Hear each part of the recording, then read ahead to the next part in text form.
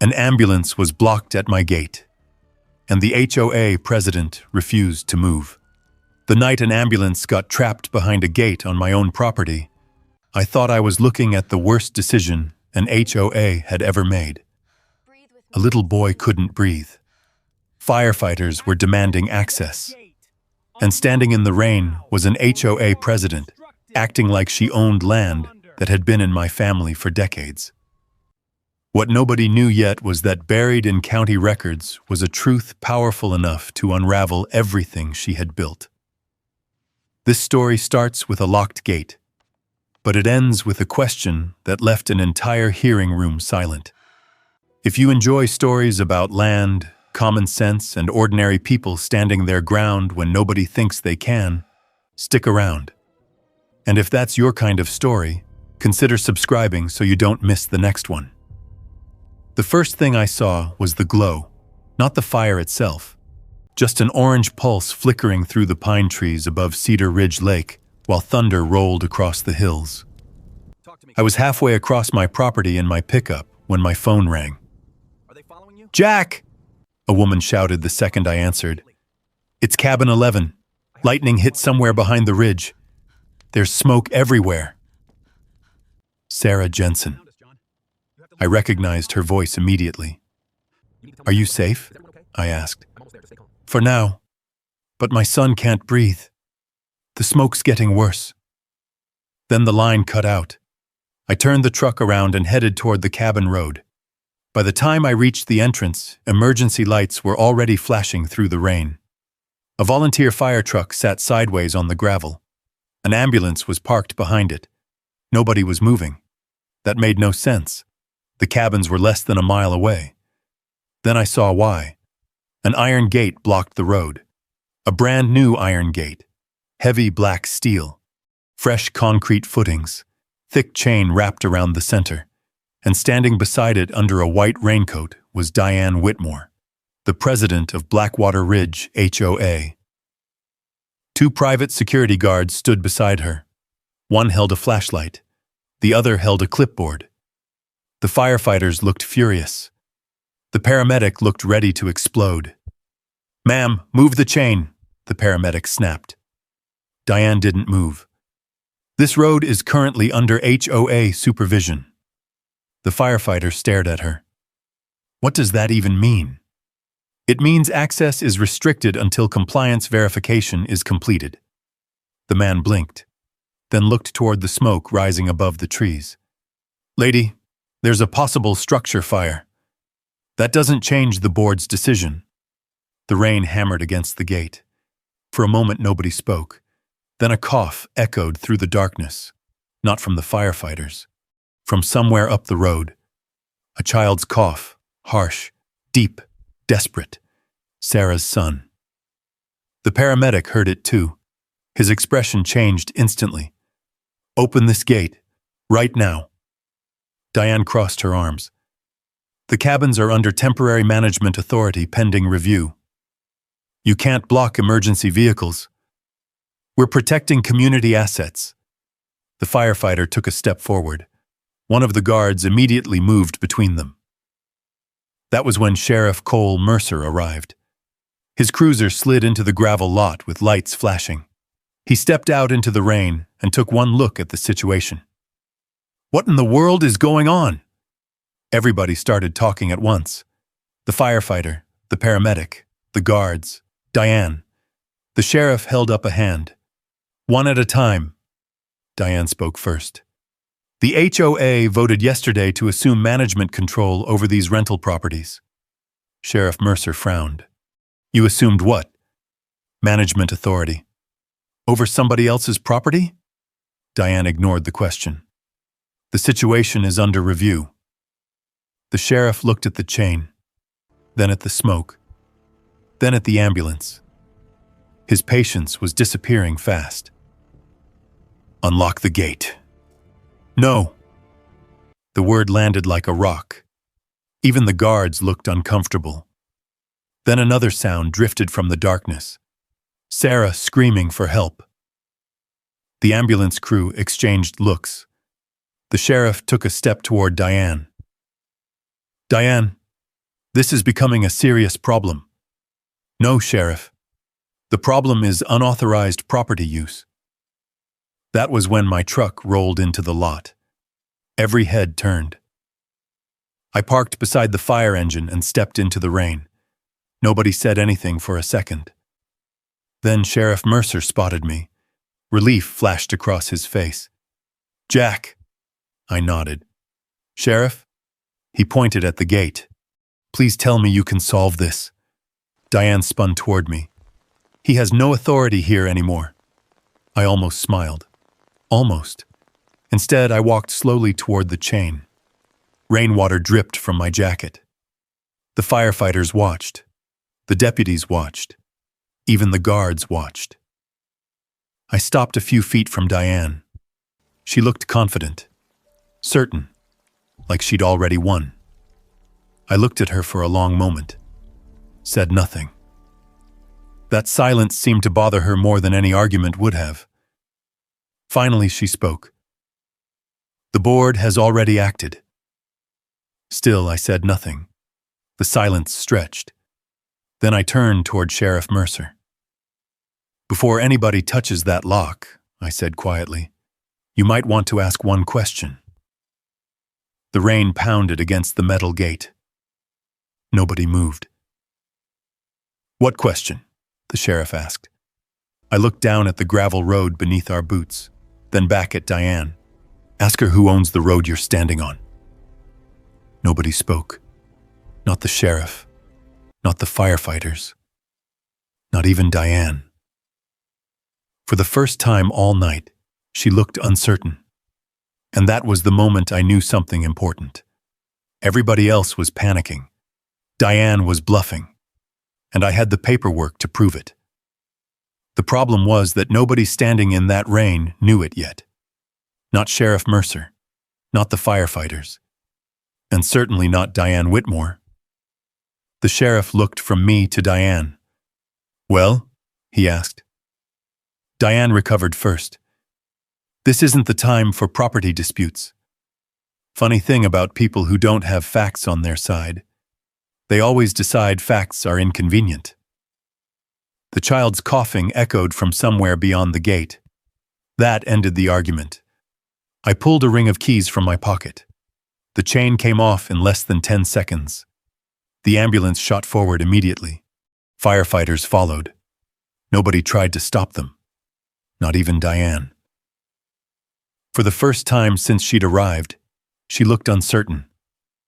I climbed back into my truck and followed the emergency vehicles toward cabin 11. The fire turned out to be smaller than it first appeared. Lightning had hit a dead pine above the ridge. Part of the hillside burned. A crew contained it quickly. More importantly, Sarah Jensen's son received treatment before his asthma attack became life-threatening. By midnight, the emergency was over. But the real problem was just beginning. Because now everyone had seen Diane try to control something she didn't own, and questions had started. The next morning, I sat alone on the porch of cabin 3 with a cup of coffee. The lake was quiet again. The road stretched past the cabins and disappeared into the trees. The same road my father built. I could still remember helping him spread gravel when I was 12 years old. Back then, there wasn't an HOA. There wasn't a luxury subdivision. There wasn't a gate. Just a narrow dirt track winding along the shoreline. My father believed in two things: hard work and ownership. "Never trust a man who can't show you where the boundary is," he'd tell me. At the time, I thought he was talking about fences. Years later, I learned he was talking about paperwork. Dad bought the original 6 acres in 1978. Most people thought he was crazy. The land was rough. No utilities, no paved access, nothing but pine trees and lake water. But he saw something different. He saw families fishing from docks, cabins filled with weekend visitors. A future. Over the next 20 years, we built it together. One cabin at a time. 15 in total. Nothing fancy. Just honest places for working families to spend a week by the lake. After my wife passed away 6 years earlier, those cabins became more than a business. They became a reason to keep moving, a reason to get up every morning. Then Blackwater Ridge arrived. Developers bought land north of the lake. Huge houses appeared almost overnight. Stone entrances, private marina, perfect lawns. And eventually Diane Whitmore. The first time I met her, she was standing beside a survey crew near my road. She wasn't looking at the lake. She wasn't looking at the houses. She was staring directly at the access road, like she was measuring something. A month later, she became HOA president. 6 months after that, the letters started. Suggestions, recommendations, community improvement notices. Every one of them somehow mentioned the road. At first I ignored it. Then I started paying attention, because Diane wasn't interested in my cabins. She was interested in what connected them. The road. And after what happened at the gate, I knew she was getting desperate. My phone buzzed. The caller ID showed Sheriff Cole Mercer. I answered. "Morning, Sheriff." His voice was serious. "Jack, I need to ask you something." "Shoot." There was a pause. Then he said the question I knew was coming. "Why did Diane look terrified when you asked who owned that road?" I looked out across the lake, toward the gravel access road disappearing into the trees. Then I smiled, because the answer to that question was about to change everything. "That's a long story, Sheriff," I said. "I've got time." "No," I replied. "Diane doesn't." There was a pause on the line. "Jack, what exactly is going on?" "I'm not ready to discuss it yet." That wasn't entirely true. The real reason was simple. I didn't know how far Diane was willing to go. Not yet. But I was about to find out. 3 days later, the next attack arrived. I found it nailed to the front porch of Cabin 6. A bright yellow violation notice. The letterhead belonged to Blackwater Ridge HOA. The property address was mine.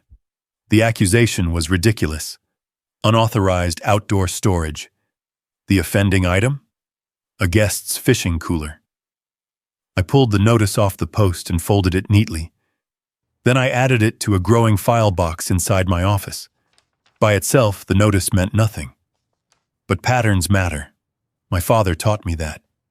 People lie. Paper doesn't. The second notice arrived 2 days later. Then a third. Then 5 more. Each one cited a different violation. Parking, noise, drainage concerns, fire safety, guest occupancy. The accusations contradicted each other. One notice claimed the cabins were attracting too many visitors. Another claimed the cabins weren't being used efficiently. The goal wasn't compliance. The goal was pressure, and it was starting to work. The first cancellation arrived on a Friday. A family from Nebraska called me directly. The husband sounded embarrassed. "Mr. Holloway, we received an email from the HOA." I leaned back in my chair. "What kind of email?" "They said the property may face legal restrictions." There it was. Exactly what Diane wanted. Fear. The man continued. "We've got 2 young kids. My wife doesn't want to risk getting caught in some property dispute." I couldn't blame him. He canceled. 3 days later, another family canceled. Then another. Within 2 weeks, I lost nearly $6,000 in reservations. The money hurt. But something else bothered me more. The emails. Every guest forwarded them. Every email came from the HOA.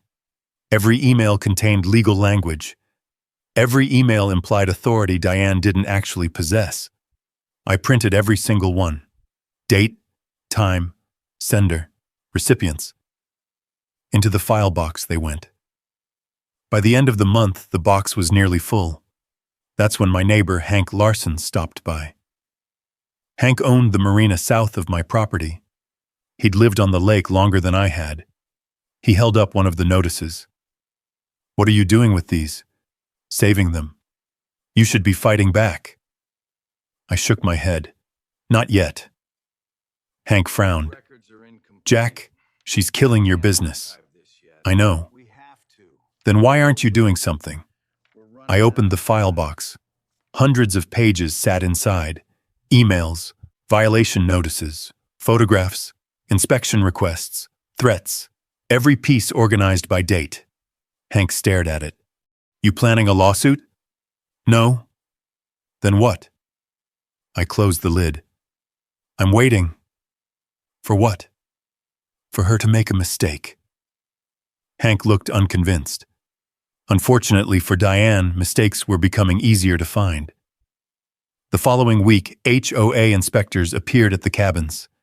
3 of them.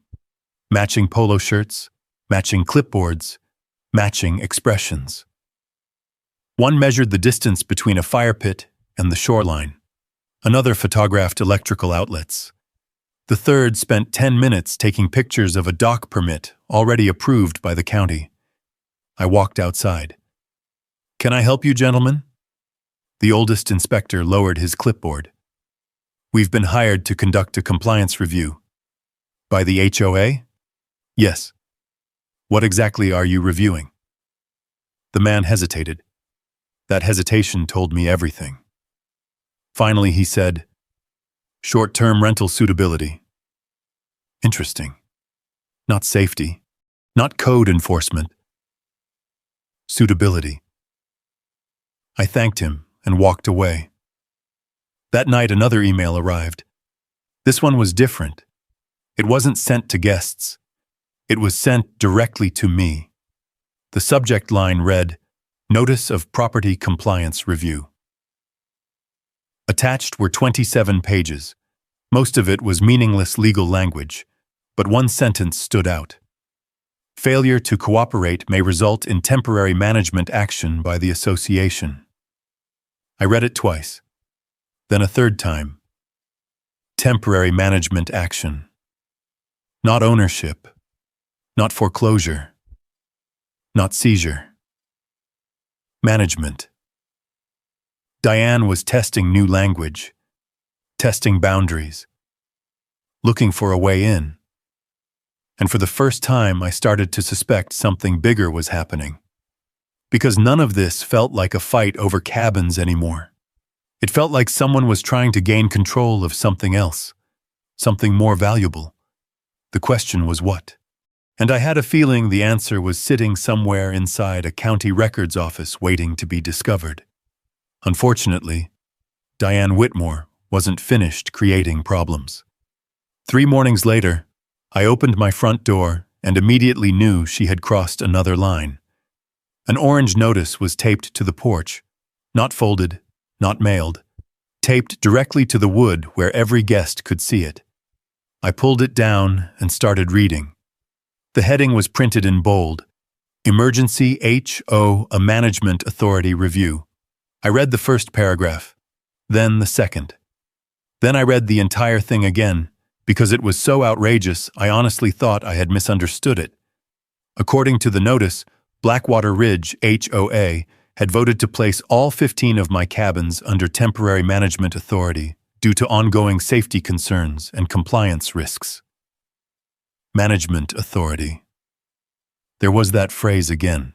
Except now, it wasn't hidden inside legal jargon. Now it was front and center. Someone wanted the public to see it. My phone started ringing before I finished reading. The first call came from a renter in Kansas. The second came from a family arriving the following weekend. The third came from a local bait shop owner asking if the rumors were true. Rumors. That was exactly what Diane wanted. Confusion spreads faster than facts. By noon, I had driven the entire property. Every cabin had received the same orange notice. Every door, every porch, every rental unit. Guests stood outside reading them. Some looked worried. Others looked angry.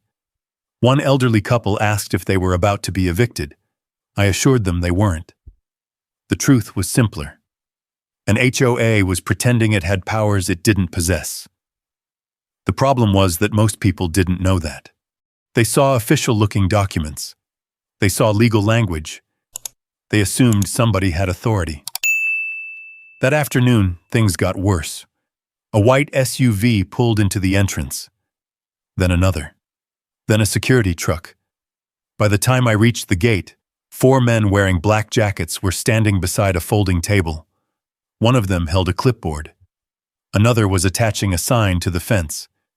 Temporary access checkpoint, authorized entry only. I parked my truck and walked over. "Afternoon, gentlemen." Nobody answered immediately. Finally, one of them cleared his throat. "We've been hired by Blackwater Ridge HOA. "I'm sure you have," he pointed at the sign.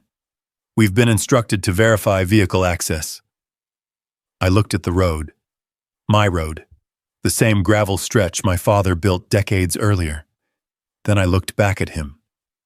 "Do you know who owns this property?" The man hesitated. Not a good sign. "We were told the HOA has authority." Authority, again. Never ownership, never title, never deed, just authority. Interesting. Before I could respond, another vehicle arrived. A family pulling a fishing boat. They had rented cabin 8. The father rolled down his window. "Is there a problem?" One of the guards stepped forward. "We need to collect the temporary access review fee." The man frowned. "The what?" $200. The father laughed, then realized nobody else was laughing. His expression changed immediately. "You people are serious?" The guard nodded. I watched the entire exchange without saying a word. Then I pulled out my phone and took a photograph. The checkpoint, the sign, the fee schedule, the guards, everything, evidence. The father eventually paid because his kids were already excited about the trip. That made me angrier than the fee itself. Diane wasn't collecting money. She was buying compliance through exhaustion. Most people pay because arguing costs more. By sunset, nearly a dozen vehicles had come through. Every one of them paid. Every transaction was documented. Every receipt carried HOA letterhead. Every piece of paper went straight into my growing file box. The next morning, Diane made her biggest move yet. She held a community meeting at the Blackwater Ridge Clubhouse. Nearly 60 people showed up. Residents, contractors, renters, business owners, and me. Diane stood at the front of the room beside a projector screen, confident, perfectly dressed, completely convinced she was winning. She clicked to the next slide. An aerial photograph of my cabins appeared. A red outline surrounded the entire property. Then she said the words that finally made the room go quiet. "Pending final review, management of these rental operations may be transferred under HOA supervision." Several people gasped. A woman in the front row raised her hand. "You mean the HOA is taking over his cabins?" Diane smiled. Not quite. But she didn't correct the assumption either. That told me everything. After the meeting ended, people gathered in small groups discussing what they'd heard. Many believed I was finished. Many believed Diane had already won. I walked out without saying a word. Halfway across the parking lot, somebody called my name. I turned around. It was Tom Fletcher, the HOA treasurer. He looked nervous, very nervous. "Jack," he said quietly. "What?" Tom glanced toward the clubhouse, making sure nobody was watching. Then he leaned closer. "Diane's hiding something." I stared at him.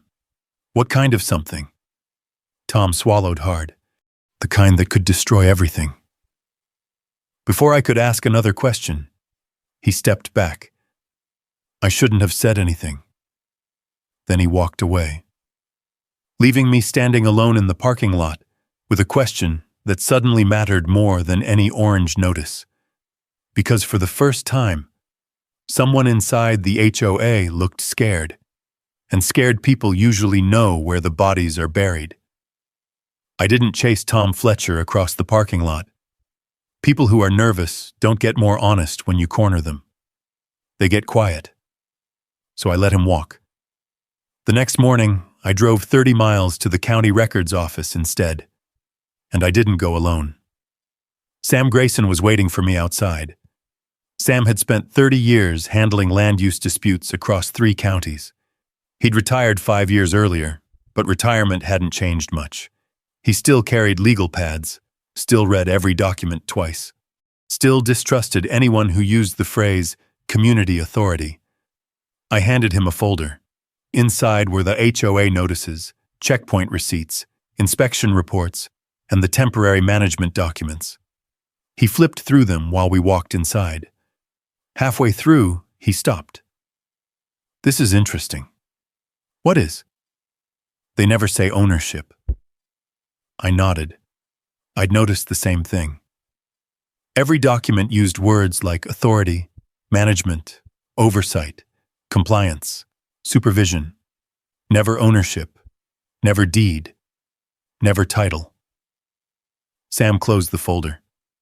That usually means somebody knows they don't own what they're talking about.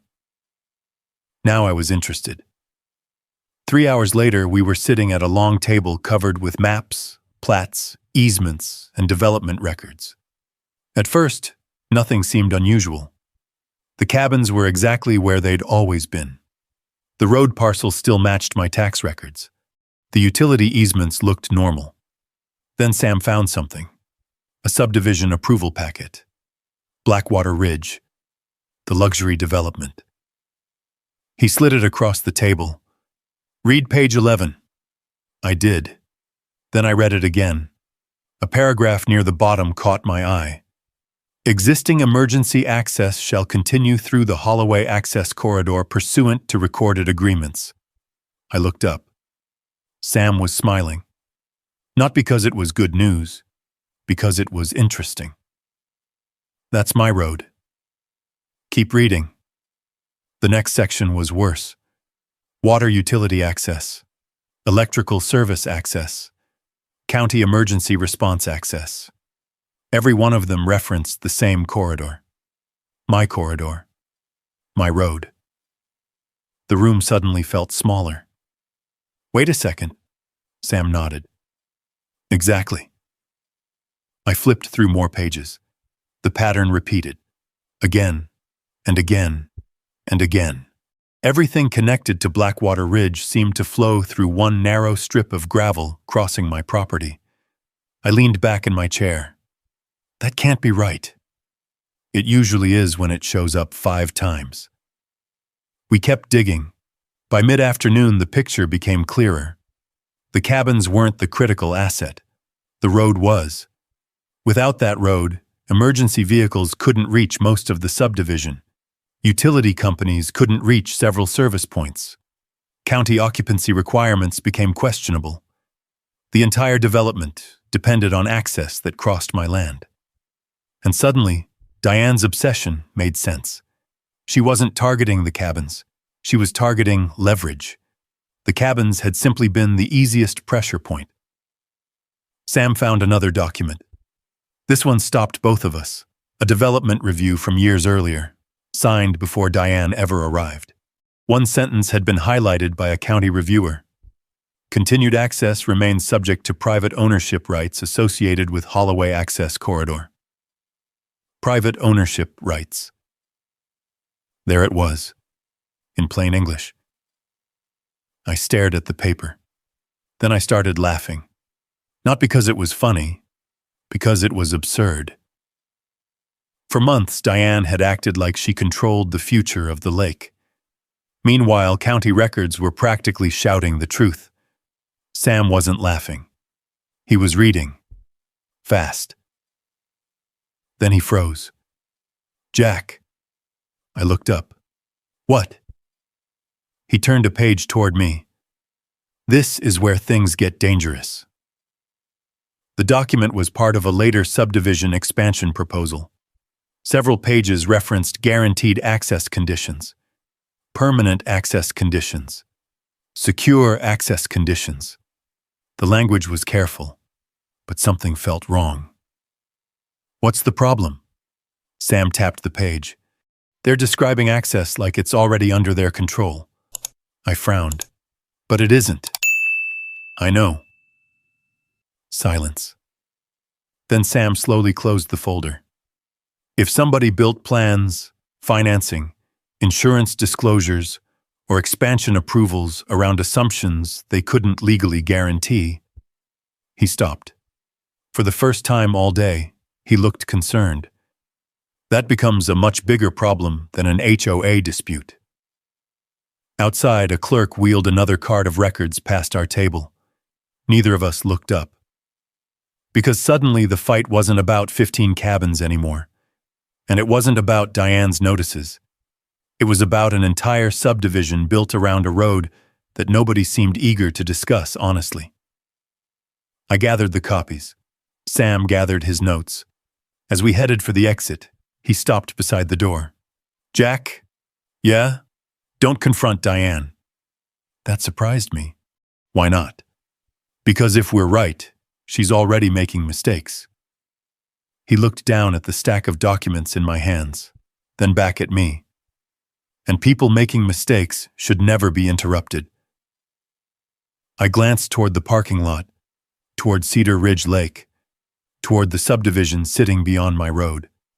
For the first time since this started, I wasn't worried about what Diane might do next. I was wondering what would happen if she kept going. Sam's advice was simple. Don't interrupt somebody while they're building a case against themselves. So I stopped pushing back. No angry letters, no public arguments, no threats. Nothing. That seemed to confuse Diane more than resistance ever could. People like her expect a fight.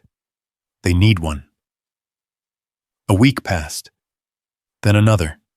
Instead of slowing down, Diane accelerated. The checkpoint at the entrance got bigger. The folding table disappeared. A permanent booth appeared.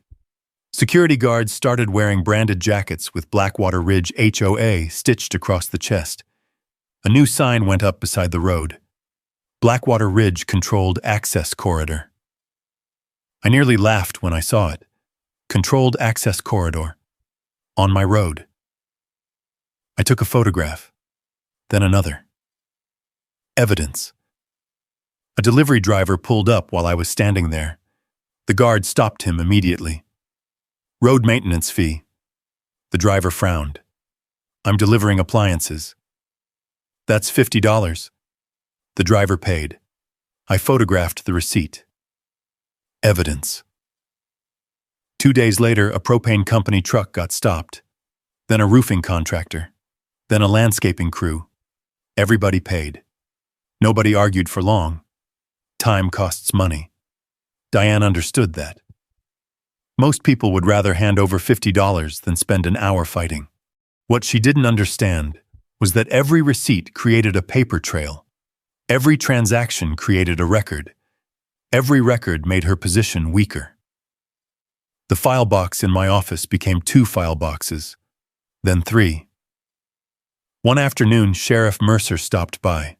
He stood in my office staring at the stacks. What am I looking at? Documentation. For what? I handed him a handful of receipts. He flipped through them.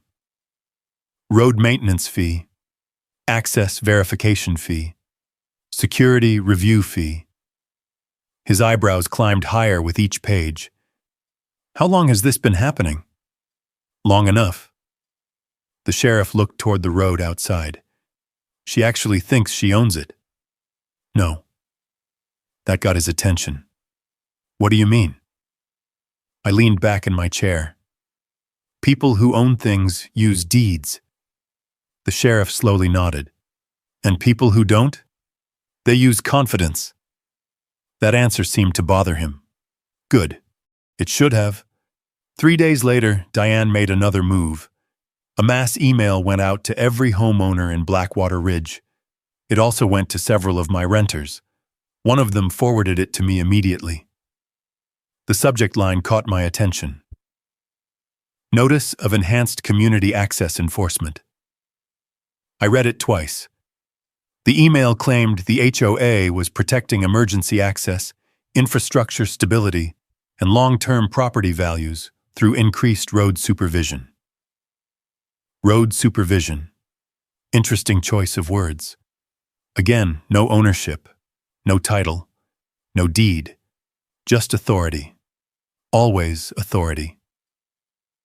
That evening I met Sam at the Marina Diner. He read the email while finishing a cup of coffee. Then he smiled. That wasn't usually a good sign. What? He handed the paper back. She's documenting control. I frowned.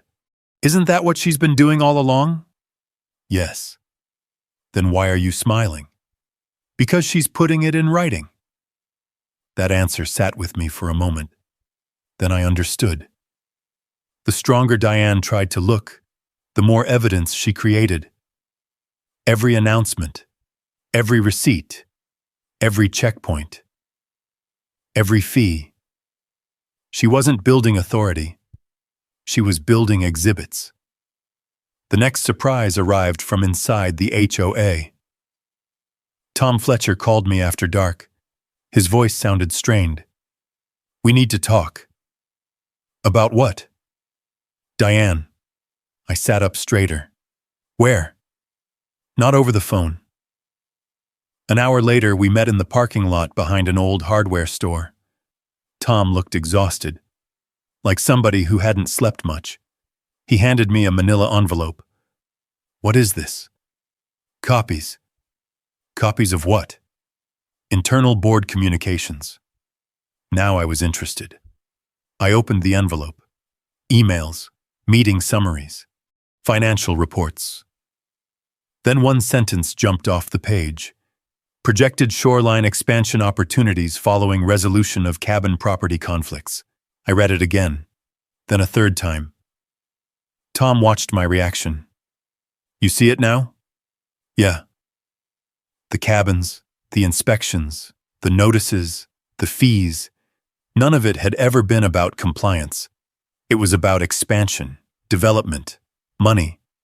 The shoreline behind my cabins was the last piece Diane couldn't control. Tom rubbed his forehead. She's convinced herself this is for the good of the community. Do the other board members know? Not all of them. Do they know about the road? Tom's silence answered the question. I slowly closed the envelope, because suddenly something became very clear. Diane wasn't just gambling with my property. She was gambling with an entire subdivision that depended on a road she didn't own. And sooner or later, somebody important was going to notice. The only question was whether Diane would stop before that happened, or whether she'd keep pushing until the whole thing exploded. The explosion came during the next thunderstorm. Sarah Jensen called me just after 8. Her voice was shaking. Jack, my son can't breathe. I was already reaching for my keys. Did you call 911? Yes, they're coming. But there's smoke from the hill again, and he keeps coughing. Cabin 11 sat near the back ridge where dry pine needles collected faster than I could clear them. One lightning strike in the wrong place could fill that hollow with smoke in minutes.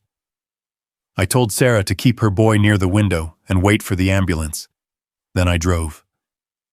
By the time I reached the entrance road, red and white lights were bouncing off the wet trees. The ambulance was there. A volunteer fire truck was there. Sheriff Mercer was pulling in behind them. And the gate was locked. Not my old chain gate. A new one. Black iron.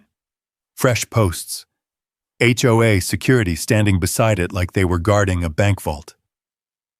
Diane Whitmore stood under an umbrella in a white coat, completely dry while everyone else was soaked. That detail bothered me. Prepared people bring umbrellas. Guilty people bring paperwork. Open the gate, the paramedic shouted. Diane didn't move. Access is restricted pending verification. There's a child in respiratory distress. Then his mother should have complied with the rental advisory. The paramedic stared at her like he couldn't believe she was real. Sheriff Mercer stepped forward. Diane, unlock it. She lifted her clipboard. The HOA issued temporary management restrictions yesterday. Not over emergency response. over unsafe rental operations. The firefighter beside me muttered something under his breath and reached for bolt cutters. One of Diane's guards stepped in front of him. That was the moment the whole night changed. Because everyone saw it. A private guard blocking firefighters. At a gate on a road his employer did not own. I stepped out of my truck. Nobody noticed me at first. Then Sheriff Mercer turned. "Jack!" Diane spun toward me. "He has no authority here anymore." I walked to the gate slowly. The rain hit the iron hard enough to ring. "You keep saying authority," I said. Diane's jaw tightened. "Because the board has it." "Then show the deed." Her face went still. Not angry. Still. Like a person trying to decide how much everybody else had heard. Sarah screamed from up the road. That ended any performance. I pulled out my key ring. Diane stepped toward me. "Touch that lock and you'll be interfering with HOA enforcement." I looked at Sheriff Mercer. "Sheriff, are emergency vehicles allowed to access private roads during an active medical call?" "Yes." "Even if an HOA president objects?" His eyes shifted to Diane. "Especially then." I unlocked the gate. The ambulance surged past us. The fire truck followed. Tires threw mud across Diane's boots. She didn't move. For once, she had no script. Sheriff Mercer turned to one of his deputies. "Get statements from the paramedic, the fire crew, both security guards, and everyone who heard that exchange." Diane snapped back to life. "This is harassment." "No," the sheriff said. "This is documentation." That word hit her hard. Documentation. The same weapon she'd been using against everybody else. Only now it was pointed back at her. 10 minutes later, Sarah's son was breathing through a mask in the back of the ambulance. He was scared, but alive. Sarah stood beside me in the rain, crying into her sleeve. Why would she do that? I didn't answer right away, because any answer simple enough to say out loud would sound too cruel. So I just said, because she thought nobody would stop her. Across the lot, Sheriff Mercer was speaking into his radio. I heard the words county planning, emergency access complaint, private road dispute.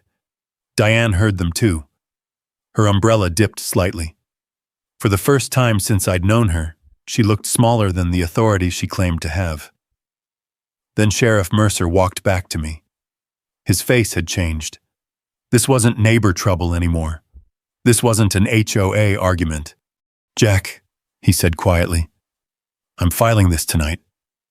"Good. And county officials are going to want those road documents." I looked past him at Diane, then at the locked gate standing open in the rain. "I'll have them ready."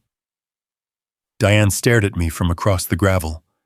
Not furious this time, afraid, because she finally understood something. The gate hadn't trapped me. It had trapped her. The fallout started the next morning. Not with lawyers, not with county officials, with homeowners. People who had ignored Diane's behavior for months suddenly started asking questions. Funny how that works. Tell people somebody received a violation notice and they shrug. Tell them an ambulance got delayed and they start paying attention. By noon, videos from the gate were all over local community pages. One clip showed the paramedic demanding access. Another showed Diane refusing. The comments were brutal. Residents wanted answers. Parents wanted answers. Homeowners wanted answers. And for the first time, Diane couldn't control the conversation. 3 days later, Sheriff Mercer called me. "County Planning wants a meeting." That got my attention. "Rebecca Mills?" "Personally." Now I knew things were moving. Rebecca Mills wasn't the kind of official who got involved in neighborhood disputes. She handled development approvals, infrastructure compliance, land use reviews. The big stuff. If she was asking questions, somebody had noticed the road. Exactly the problem Diane had been trying to avoid. Meanwhile, cracks were spreading inside the HOA itself. Tom Fletcher called again. This time he sounded exhausted. I found something else. We met at the same hardware store parking lot. He handed me another envelope, thicker than the first. I opened it. Board meeting minutes, budget reports, internal correspondence. Then I found the email. The subject line read, Future Shoreline Integration Opportunities. I read it once, then again. The sender was Diane. The recipients included several board members and 2 outside consultants. One sentence jumped off the page. Acquisition pressure strategies may be necessary if voluntary cooperation cannot be achieved. Acquisition pressure, not compliance, not safety. Acquisition. I looked at Tom. How many people saw this? Not many. Why? Because most of it wasn't included in official meeting records. Interesting. Very interesting. Tom rubbed his eyes. Jack, I don't think she ever cared about violations. No. I think she wanted the land. I know. Saying it out loud made the entire puzzle fit together. The inspections, the notices, the checkpoints, the management authority claims, the fees, the emergency gate. None of it was about protecting homeowners. It was about fulfilling an obstacle. And my cabins happened to be sitting on shoreline property Diane wanted. Tom wasn't finished. There is something else. He handed me a second document. This one wasn't an email. It was a financial review. I scanned the pages, then stopped. Tom. Yeah. Why is road maintenance revenue listed here? His expression tightened. Because they've been collecting it. On my road. Yes. I looked down at the numbers. The HOA had collected thousands of dollars. Road fees, access fees, contractor fees, guest fees. Every dollar tied to property they didn't own. That wasn't just arrogance anymore. That was exposure. A lot of exposure. That night I met Sam Grayson. He read everything. The emails, the financial reports, the fee schedules, the acquisition language. When he finished, he leaned back in his chair. She's getting reckless. How bad? He tapped the financial report. Depends. On what? Who starts asking questions first? The answer arrived sooner than either of us expected. 2 days later, a homeowner named Mark Reynolds knocked on my cabin office door. I knew Mark. Nice guy. Moved into Blackwater Ridge less than a year earlier. He looked worried. My insurance company sent me a letter. Now I was interested. What kind of letter? He handed it over. The letter requested clarification regarding roadway control, emergency access rights, and infrastructure responsibility. I read it twice, then handed it back. You're not the only one getting these. Mark nodded. Half the neighborhood got them. There it was, the first real sign of panic. Insurance companies hate uncertainty, and Diane had just created a lot of it. Over the next week, more homeowners started asking questions. Board members stopped returning Diane's calls. Community meetings became tense. People wanted explanations. Diane offered speeches. People wanted documents. Diane offered confidence. The gap between those two things was getting wider every day. Then Rebecca Mills finally called. Not Sam. Not a lawyer. Me. Her voice was calm, professional, direct. Mr. Holloway, I'd like to review some records concerning your access corridor. I looked out the window toward the road, the same road Diane had spent months pretending to control. Sure, I said. When? There was a brief pause. Then Rebecca answered. as soon as possible. The way she said it told me everything. County officials weren't investigating a disagreement anymore. They were investigating a problem. And Diane Whitmore was standing right in the middle of it. The county hearing was scheduled for the following Thursday. By 8 in the morning, the parking lot was already full. Contractors, homeowners, utility representatives, local business owners, even a few of my renters showed up. The ambulance incident had changed everything. People wanted answers. More importantly, they wanted somebody to blame. I walked inside with Sam Grayson carrying 2 binders. Not because we lacked documents, because there were too many. Months of notices, fee receipts, checkpoint records, emails, financial reports, county filings, photographs, every piece of paper Diane had created while trying to prove authority. The hearing room was packed. At the front sat Rebecca Mills. Beside her were county attorneys and planning officials. A few seats away sat Sheriff Mercer. Then there was Diane. Perfect hair, perfect suit, perfect posture. But something had changed. She kept checking her phone. People do that when they're waiting for bad news. The hearing started at 9 sharp. Rebecca opened with a simple statement. We are here to review questions regarding roadway authority, emergency access, occupancy compliance, and related representations made by Blackwater Ridge HOA. No mention of my cabins. Interesting. Diane's attorney spoke first. A polished guy with silver hair and expensive glasses.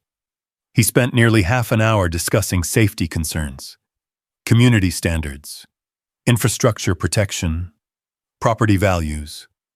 A lot of words, very little substance. Then he shifted toward my property. The association acted in good faith while addressing ongoing concerns related to unmanaged rental operations. I almost smiled. Unmanaged rental operations.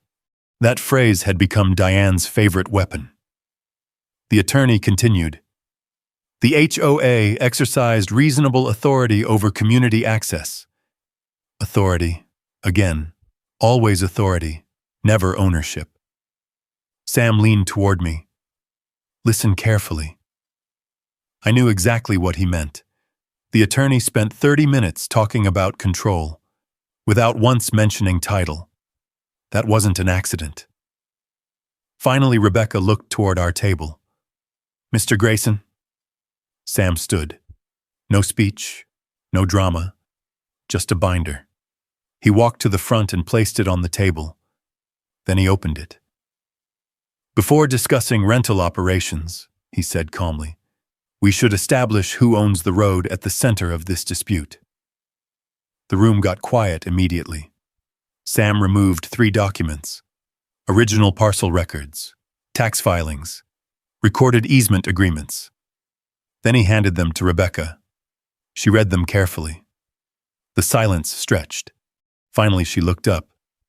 These records show continuous ownership by Jack Holloway. Correct. She looked toward Diane's attorney. Does the HOA dispute that? No answer. Not immediately. Huge mistake. People notice silence, especially when paperwork is involved. The attorney cleared his throat. The association exercised functional control. Sam nodded. Functional control is not ownership. A few people in the audience shifted in their seats. Rebecca continued reading. Then she stopped. These county approvals referenced the Holloway access corridor repeatedly. Yes.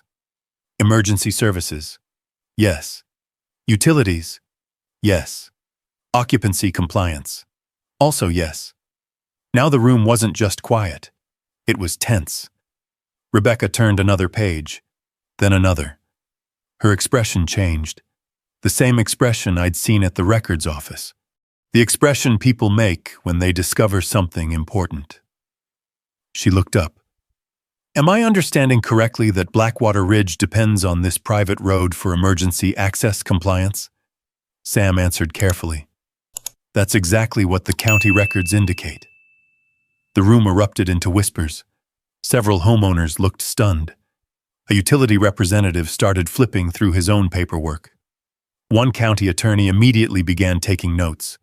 Then Rebecca asked the question that ended everything. She looked directly at Diane. Can the HOA provide a deed establishing ownership of the access corridor? Silence. Not hesitation. Silence.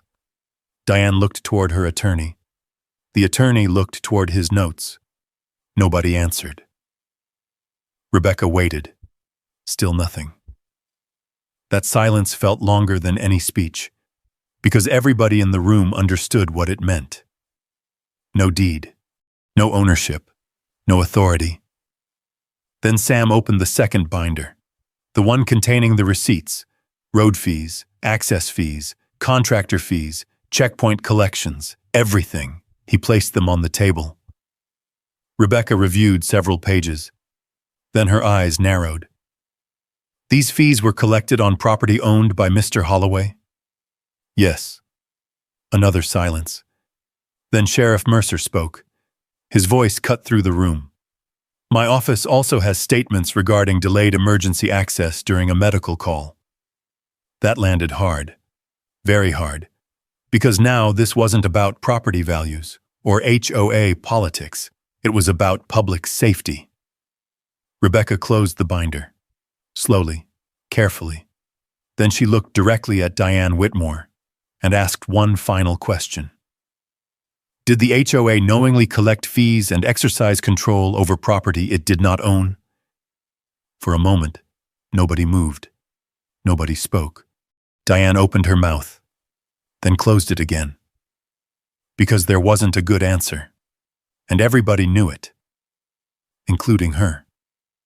The hearing ended less than an hour later, not because every question had been answered, because the most important one had. The HOA never owned the road. Everything that happened afterward moved faster than Diane ever imagined. The county issued an immediate directive prohibiting Blackwater Ridge HOA from exercising authority over the Holloway access corridor. The checkpoint disappeared within 24 hours. The guards vanished. The fee booth vanished.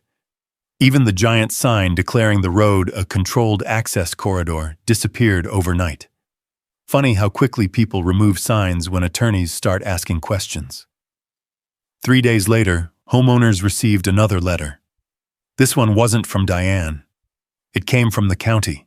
The letter informed residents that a formal review had begun regarding unauthorized fee collection, roadway authority representations, and emergency access compliance. That got everyone's attention. My phone started ringing again.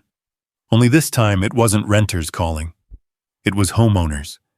People who had spent months believing Diane's version of events. A retired couple wanted to know if their property access was secure. A contractor wanted to know whether the fees he'd paid could be refunded. One homeowner simply asked the same question everyone else was asking. How did this happen? The answer was simple. Nobody checked the paperwork. A week later, Tom Fletcher resigned from the board. He wasn't the only one. 2 other board members followed him. One publicly admitted they had relied on Diane's assurances instead of reviewing the documents themselves. That admission mattered, because it confirmed what many residents suspected. Most of the board never understood the risk. Only Diane did. And she kept pushing anyway. Then came the settlement discussions. The HOA's attorneys contacted Sam. For months they had acted like I was the problem. Now they wanted cooperation. Sam found that amusing. I found it predictable. The negotiations lasted several weeks. When they finally ended, the agreement was straightforward. Every violation notice against my cabins would be withdrawn. Every checkpoint fee collected on my road would be refunded. The HOA would formally acknowledge my ownership of the access corridor, and any future use of the road would operate under written agreements instead of assumptions. Exactly how it should have been from the beginning. The biggest surprise came afterward. Diane Whitmore resigned. Officially, she cited personal reasons. Nobody believed that. County auditors continued reviewing HOA records. Insurance companies continued asking questions. And Diane quietly disappeared from community meetings. The loudest voice at the lake suddenly had nothing left to say. Months later, Cedar Ridge looked like itself again. Families returned to the cabins. Reservations recovered. Kids rode bicycles between the docks. Fishing boats launched before sunrise. Nobody stopped them. Nobody demanded a fee. Nobody asked for permission. One Saturday morning, Sarah Jensen came by with her son, the same boy whose ambulance had been delayed at the gate. He looked healthy, happy. He spent 20 minutes throwing rocks into the lake while Sarah drank coffee on the porch. Before leaving, she thanked me. I told her she didn't owe me thanks. The truth was, she had helped expose the problem simply by refusing to stay silent. That mattered. A lot of people around the lake learned something from what happened. Not about HOAs, not about lawyers, about ownership. Real ownership doesn't come from confidence, or titles, or speeches. It comes from records. Facts. Proof. Late that afternoon, I walked down the access road alone. The same road my father and I built decades earlier. The gravel had been replaced in places. The shoulders had changed. But the route was the same. At the entrance stood an old marker my father installed years ago. Most people never noticed it. I always did. I stopped there for a moment, thinking about everything that had happened. The notices, the fees, the threats, the hearing, the silence that followed when the truth finally landed. Then I remembered something my father used to say whenever somebody tried to bluff their way through a land dispute. Ownership isn't about who talks the loudest. Back then, I didn't fully understand what he meant. Now I did. I looked down the road stretching toward the lake. Open, unblocked, exactly as it should be. And I finally finished the sentence he'd taught me all those years ago. It's about who can prove the truth when the noise finally stops. Turns out he was right. If there's one lesson I took from everything that happened, it is never assume the loudest voice is the right one. In this story, the truth wasn't hiding in a dramatic showdown or some clever trick. It was sitting in old records, tax filings, easements, and documents that most people never bothered to read. The broad never changed ownership. The facts never changed. What changed was that someone finally took the time to verify them. That's a reminder worth holding on to. Whether you're dealing with property, business, or just life in general. There's also something comforting about knowing that patience still matters. Staying calm doesn't mean giving up. Sometimes it means trusting the truth enough to let it stand on its own. Real strength isn't always loud. Sometimes it's a person quiet keeping records, asking questions, and refusing to abandon what rightfully theirs. I'd love to hear what you think. Have you ever dealt with an HOA, a property dispute, or a situation where the paperwork talk a very different story than the people involved? If you have, throw a yes in the comments, and if you ever learned that hard way, that's important to know exactly what you own and what your rights are. Let us know your experience below. And if you enjoy stories about ordinary people standing their ground with dignity, common sense, and a little perseverance, be sure to subscribe. There are plenty more HOA, rent, and land right story ahead, and I'd be glad to have you along for the ride.